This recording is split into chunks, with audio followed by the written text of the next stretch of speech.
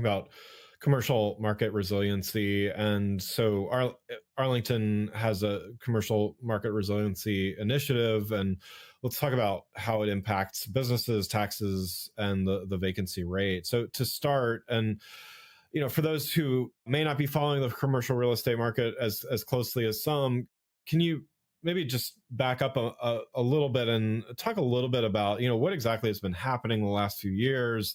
I think probably we all know that the pandemic has changed things in some pretty big ways, but despite a lot of press about maybe the return to work policies, less on the real estate side, but on the people side, there's a little less written for general audiences about office vacancy and how that trends there and everything. So can you fill us in on where things currently stand in the context of recovery from the pandemic? Yeah, we certainly try to expand the conversation. I think commercial market vacancy or office vacancy in particular is a general overview of how we think about the performance of our commercial markets. The reality is the challenge that we've seen really over the past 12 months has been not only just commercial market vacancy, but some of the things you referenced, future tenant decisions about how they're going to use space, Yeah.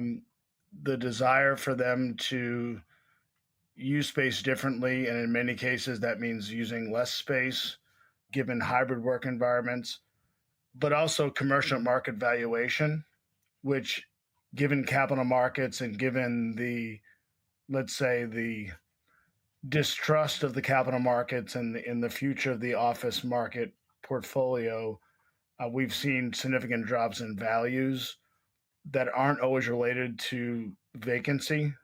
It's really just related to the ability to refinance or the ability to reinvest in properties, the ability to attract tenants and provide tenant improvements.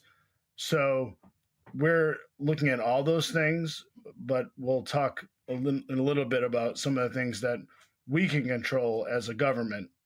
We always remind people we can't control how the global capital markets work. Right. And so we're looking at sort of what we can do on our side to sort of, the tagline we use is regulatory reform to provide for market-based solutions. And that's kind of our tagline. Yeah.